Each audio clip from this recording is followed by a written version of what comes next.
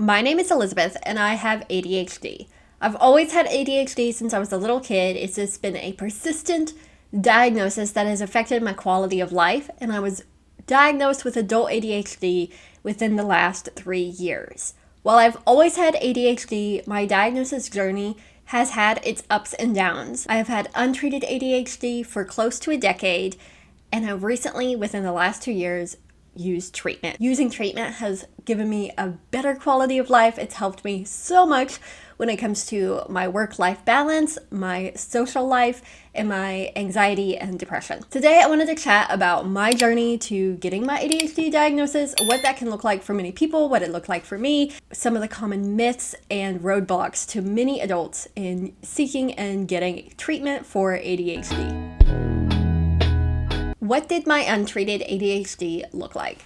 The best way I can describe my untreated ADHD is that I felt like a hamster spinning on a wheel constantly. Whether I was resting, working, or just living an everyday life, I felt like I was on a hamster wheel and I couldn't stop it. I felt like I had no control over the inner motor inside my body that was propelling me forward, and that I could never fully actually rest. When people talked about taking a self-care day or a chill day, I really never understood how to do that, because even on days when I wanted to pause my life and just relax, I felt like I could never sit down and fully relax. I was also unable to moderate my anxiety. When people asked, "What are you anxious about?" I didn't understand how to answer that question.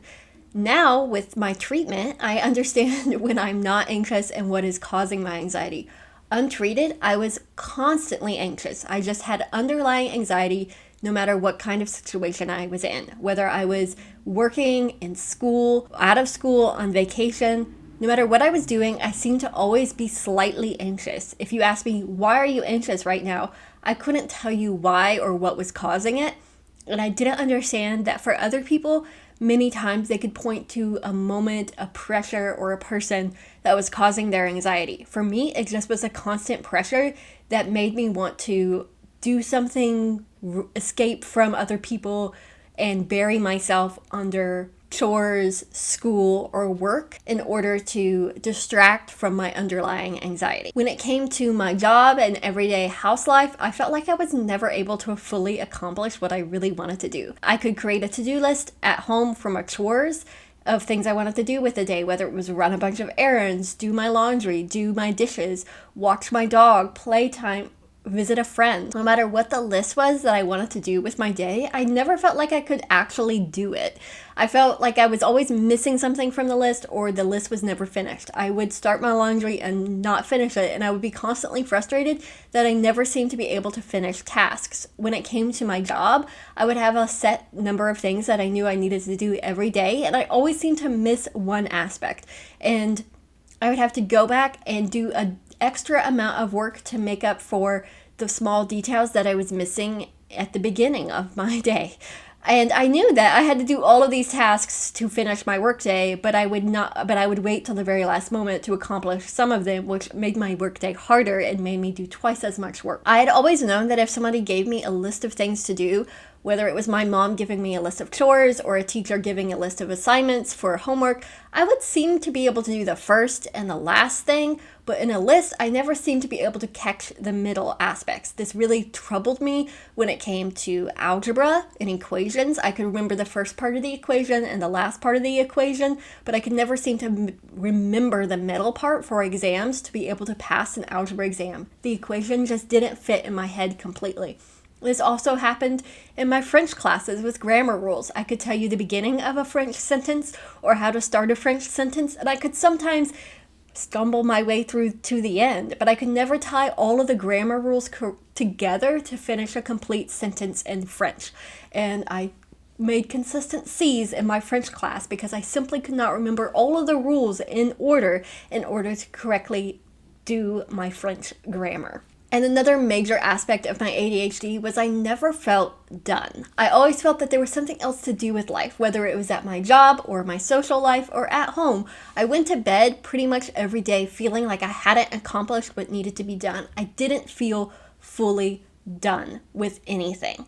I was always seeking this high of productivity. I was always trying to feel productive and yet managing to not feel productive. Whereas people in my life would look at me and say, well, Elizabeth, you've done so much. You're so accomplished. You are doing so much with your life. You can calm down. You can chill. And I felt like I was never really there. I felt like I never finished the checklist, even if I couldn't put together a checklist because I couldn't remember all of the things that I wanted to get done. It felt like I was constantly spinning, as I've said, on a hamster wheel, looking for a destination that was not clear to me. I couldn't figure out how to stop and say, okay, I've done enough. Okay, I'm great right now. I've accomplished enough. Even the day that I graduated college, I felt like I wasn't done with college and I needed to take another class to feel accomplished. I didn't know what I needed to feel accomplished, whether it was at school, in my personal life, or at work, but I knew I wasn't done. I felt like I could not mark off that I had accomplished what I had set out to do because it really never really felt like that I did the things that I wanted to do in order to feel accomplished. Maybe I'm speaking in circles, but that's the way it felt like with my ADHD. I just felt like I wasn't feeling done ever, and I couldn't take a break and say, yeah, I'm done with this part of my life, or I'm done working for today, or I'm done, hanging out with friends. Even I felt like there was always something extra I needed to do before I left my friend's house in order to say, hey, I hung out with my friends. ADHD has a lot of other symptoms that play a role in experiencing the diagnosis, whether that's fidgeting or hyperactivity or lack of impulse control. Yes, I experienced all of those factors. I've always fidgeted with my hands. I remember as a kid, my dad would hold my hand to keep me from fidgeting, and I would be sitting in church, he would reach over and grab my hands to stop me from picking at my nails. And instead of just relaxing, I would sit there feeling anxiety curling up from my stomach to my toes, aching to grab my hands and fidget with them because I didn't know what else to do. I didn't know why I felt this way. It just was part of my life. When it came to impulse control or hyperactivity, I was very impulsive. I still am very impulsive as an adult. I would wake up one morning and decide randomly, hey, I'm going to Barcelona, and I would buy a plane ticket to Barcelona, which is something I did in college. And then I had to cancel that plane ticket because I had a one-way ticket to Barcelona and no other money for anything else. I've always been accused of being hyper, of being overactive, of thinking too much and not acting, or acting before thinking, of speaking before thinking. I've never seemed to understand how to visualize a project before it's done, and just I start as soon as I imagine it, and I don't actually know all the steps or am able to accomplish all of the steps before setting out to do a task. Those are all aspects of my ADHD that is pretty common with people with ADHD, but those are other aspects of my life that I experienced. When it came to describing ADHD to my family and describing why I needed treatment, describing myself as a hamster on a wheel felt the most well-rounded way to describe it, and the way that it was very debilitating, and that I was constantly stumbling over this wheel, this hamster wheel, this inner motor that was driving me forward and not able to relax, to take a step back, and to see my life in the big picture. It can be very debilitating, and a lot of people didn't seem to understand the way my anxiety was a cloud over my life that I couldn't even see at times because I didn't understand why I felt that way. I do think it's important to look at the actual medical terminology for ADHD, and I looked at the CDC, and the CDC says ADHD is one of the most common neurodevelopmental disorders of childhood. It is usually first diagnosed in childhood and often lasts into adulthood. Children with ADHD may have trouble paying attention, controlling impulsive behaviors, may act without thinking, or be overly active. Now, I think a lot of people view ADHD as a childhood diagnosis. Even the CDC seems to say that by saying it starts in childhood and can last into adulthood. But many people as adults have ADHD. ADHD will be lifelong, and I think people should recognize that, and I think the CDC could do a better job of saying that. When it comes to adult ADHD, the CDC says ADHD can last into adulthood. Some adults have ADHD but have never been diagnosed. The symptoms can cause difficulty at home, at work, or with relationships. Symptoms may look different at older ages. For example, hyperactivity may appear as extreme restlessness. Symptoms can become more severe when the demands of adulthood increase. That's all something that was very true for me. When I was in college, my life was so regimented and scheduled that ADHD was easier to manage, versus when I became an adult and was just working for 8 hours a day and then had the rest of my life to decide what to do with myself. And also working for 8 hours a day means that I'm not going to different classes and I don't have regimented breaks and things I must do each part of the day to accomplish my 8 hours of work. So regulating my life became a lot harder with ADHD. And it became something that I couldn't ignore, especially post-pandemic. When I worked from home during the pandemic, I could do a lot of various things. I could jump up from my desk and I could do laundry or make dinner or, walk my dog really quick on a break. But once I went back to the office to work full time, it became really difficult to manage my ADHD because I was in a building all day and I didn't have the opportunity to jump up and do laundry the second I thought about it or make my bed the second I thought about it. I couldn't I couldn't manage my ADHD because I didn't have those kind of activities to help manage my restlessness. So that is what untreated ADHD looked like for me. Now for my diagnosis journey. I was very fortunate that I was diagnosed with ADHD as a child. Many doctors will often turn you away from getting an adult ADHD diagnosis if you haven't been diagnosed as a child, because ADHD is a lifelong disease. Is disease the right word? I'm not sure if we want to call it a disease. I would say it's a lifelong neurodevelopmental disorder. There we go. It's a lifelong disorder, and therefore you will have symptoms as a child that should last into adulthood if you have ADHD. If you suddenly manifest symptoms of ADHD as an adult, sometimes doctors will say it's not ADHD, it's another disorder. And I'm not a doctor, so I'm not going to agree or disagree, but adulthood scenarios can perhaps cause the stress that will indicate ADHD symptoms. But for me, the job that I had was causing intense symptoms of ADHD and really affecting my quality of life. And because I had been diagnosed with ADHD as a child, it was something that became important for me to go to the doctor. And I think I decided I needed to go to the doctor in February, and in typical ADHD fashion, I did not get to the doctor's office till October. And there is a joke that if you mean to go to the doctor and it takes you 6 months to actually call and make an appointment, you probably do have ADHD, and that is very true to what happened for me. So when I first went to the doctor listened to my concerns, and she said, it does seem that you have some anxiety and perhaps depression, but we want to make sure this is ADHD, so I'm going to assign some homework for you. So for the next 6 weeks, I want you to write down every time you think your focus is tripped up. And I thought, that's really interesting because I don't notice when my focus is tripped up. But that homework actually was extremely helpful to me. Every time something happened that seemed to make me more restless, I went ahead and wrote that in my notes app. So for me, that included moments when I was sitting at work and I noticed that I was really struggling to focus and get my job done. And I realized a coworker who had normally worked from home was now sitting 2 seats down from me. And just having someone extra in my space was affecting my ability to work. So I wrote that down.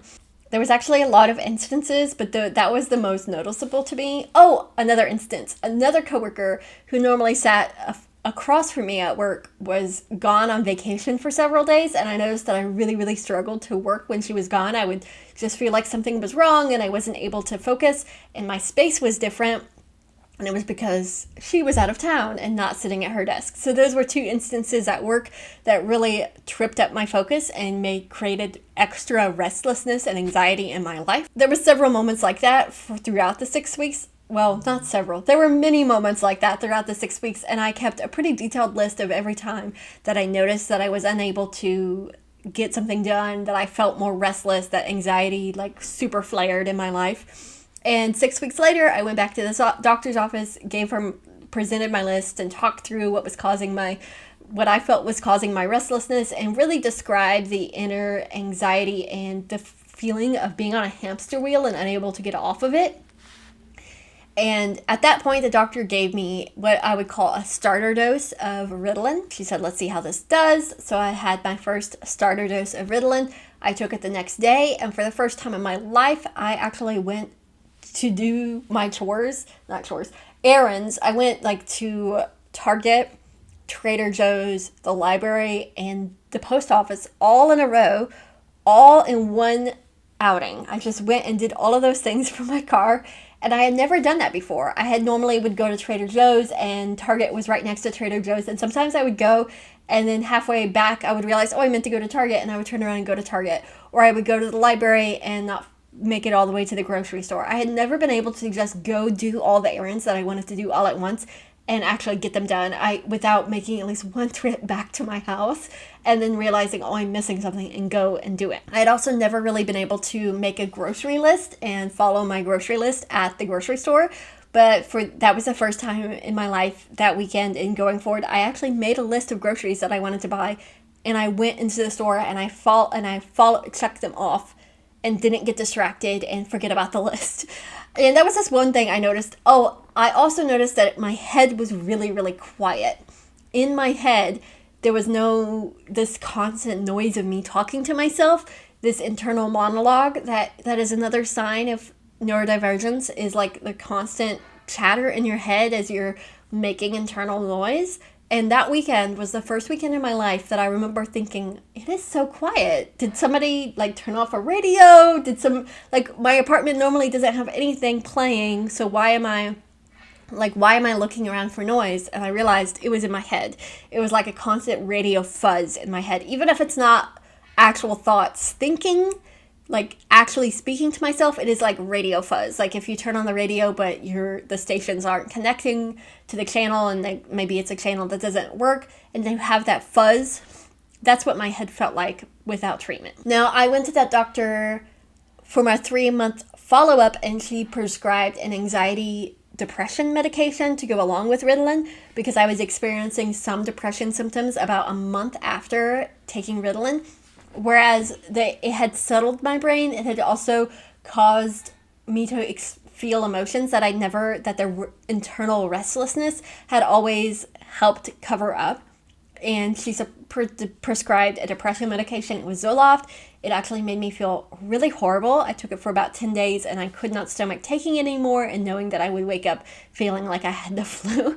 So I stopped. I didn't take Zoloft anymore. But I also ended a dating relationship that I think was causing a lot of hard emotions and depression at the same time. So I went off Zoloft, and I wasn't sure how I would feel. And then a week later, I went through a breakup, and I actually felt better after the breakup with my anxiety and depression than I felt before taking Zoloft. So I think I needed to end a relationship. And yes, I was feeling a lot more intense emotions at the end of that relationship that I was attributing to depression, but that was really anxiety from that relationship that was causing grief in my life. But that is something that is common with ADHD, is once you get treatment, other emotions that you have covered up and buried because of the internal restlessness kind of ebb to the surface, because once the restlessness is gone, your brain and heart and mind can actually experience the full range of emotions in your life, which can be hard to handle, but that's what therapy is for. Now, after I had been taking a starter dosage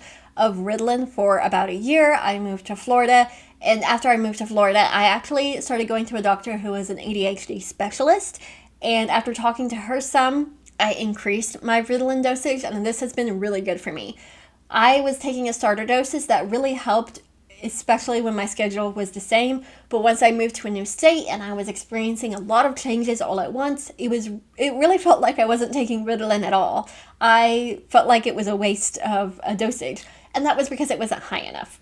But once I increased my dosage and especially as my life was getting back into the flow of what a new normal meant for me in a new state, it really helped me feel more settled and helped me feel less restless and like I was doing the right thing. So it's always good to play around with a new dosage, to talk to your doctor, to not be afraid to say, hey, I'm not sure this is working. Because that was really hard for me, is to say, hey, I think I need a higher dosage. Because I felt like asking for something. I hate asking for things. I hate admitting when I'm failing. And I felt like asking for it meant that I was failing with the other dosage, and maybe they would act like my mom. And, my mom was always like, you don't need medication. You can just, have more inner discipline. And I just really struggle telling a doctor that I need help. So I thought I would chat about some of the barriers to diagnosis for some adults that they experience in seeking out a diagnosis as an adult if you haven't been diagnosed with ADHD as a child. If you've been diagnosed as a child, it is much easier to get a diagnosis as an adult. But if you haven't been, you will need to show that you have experienced symptoms over the course of your entire life. So what I would recommend is there are like ADHD checklists that you can find that you can either take to the doctor, or some doctors should have them, some do not. My doctor did. But it would be a checklist of here's the symptom. Did you experience this as a child and as an adult? And then you can check both, or yes, I did. No, I did not. This can help narrow down whether these symptoms are lifelong or just something that you suddenly started experiencing as an adult. Not all of these symptoms are the things that you would commonly think of as ADHD, but they are symptoms that are part of having ADHD because they're not commonly thought of. If you experienced them as a child and nobody said, oh, that's an ADHD symptom, let's take you to the doctor, it can help because some of those symptoms are things that are not so commonly thought of. And so you might not, if you think, oh, I don't remember if I ever had ADHD symptoms as a child, those are things that can help you remember because you wouldn't have known as a child or an adult that those were ADHD symptoms. Now, for girls and women, it is really hard to see ADHD. Sometimes it is looked at as overproductivity, overachievement. It is something that my mom thought with me. When I told my mom, hey, I'm getting an adult ADHD diagnosis, she said, well, you're so accomplished. You do so much. And that is a symptom that many women experience with ADHD, is that we are so driven and our culture praises overproductivity that often what many people praise as hustle culture is a symptom of ADHD. The inability to rest and the overproduction is a common symptom of ADHD, and because our culture praises overproductivity, it emboldens us, it rewards that constant hustle and grind, and for a person with ADHD, that is debilitating because there's no ability to stop and allow yourself to rest, and you just continue to grind until you're burnt out and still feeling the pressure to grind. And that is something I experienced, and sometimes that could be something other people with ADHD experience. Another common barrier to ADHD diagnosis is it can be misdiagnosed as anxiety and depression. Untreated ADHD, which leads to burnout, can manifest itself as anxiety and depression. Restlessness can be anxiety. It can be an anxiety that you can't name what is making you anxious, but you constantly feel that pressure that creates anxiety, and that can be ADHD. Depression. To me, depression is a symptom of ADHD burnout, when you've accomplished so much and you still feel like you haven't done enough and you are constantly striving for more productivity. That can be depressing, and it can be ADHD burnout. I'm not a doctor, nor am I a therapist or a psychologist. I'm simply stating some things that I've noticed about ADHD in myself and other people, and I hope it is helpful. With ADHD, it is important that you not allow the barriers to diagnosis to prevent you from reaching a diagnosis. As I said, the joke with ADHD patients is if it takes you 9 months to get an appointment, you probably have ADHD. As a person with ADHD, it can be really, really hard to even get your foot in the door, to make that phone call, to book that appointment, to take the time out of your day to add another appointment list, checklist into your life. And it is difficult, but the hope of treatment, the peace that treatment can provide, is something that drove me to getting that appointment. I had a lot of hope resting on getting treatment, and I thought if I can just force myself to make that phone call, to book an appointment, to go out, to wake up early and go to a doctor and finally get a prescription, then maybe I will feel some rest and relaxation in my life. And that is what happened for me. So I hope this video was helpful. If you're seeking ADHD treatment, I want to wish you all of the best because I know it is not an easy journey.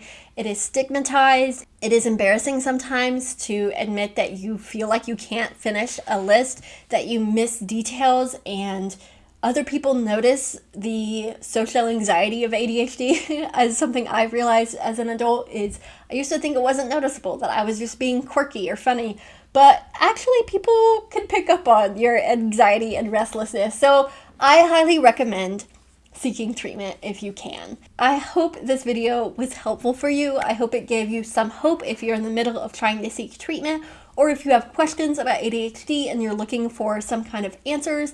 I hope my story was in some way insightful for you. I am really passionate about being open and honest about ADHD, that it's not just a quirky little fun diagnosis. People still, oh, I'm so ADHD right now. I'm so ditzy and so clumsy because I have ADHD. Yes, I'm ditzy and clumsy because I have ADHD, but it's not just a quirky little fun diagnosis. It is debilitating, life-altering, but treatment can really, really help. So I want to give everyone who's out here struggling with ADHD a big hug from me to you, because I know it is a lifelong disorder that can really impact your social life, your work life, your personal life. It can feel like a weight on your shoulders, but treatment can really help, and also learning to develop coping skills that go hand in hand with your ADHD and not burdening yourself with the expectation of our culture, because life isn't made for people with ADHD, and that's okay. You can just work out your own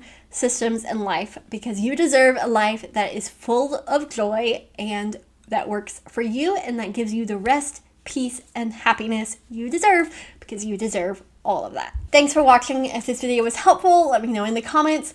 And this is something I just randomly thought of the other day after chatting with a friend who asked me a little bit about my ADHD journey. I love chatting with folks, so if you DM me on Instagram, it might turn into a topic for a video. And be sure to check out my Patreon, where I share more videos like this and more conversation starters over there. You can follow me on Instagram, and that would be fantastic. We'll see you next time. See ya.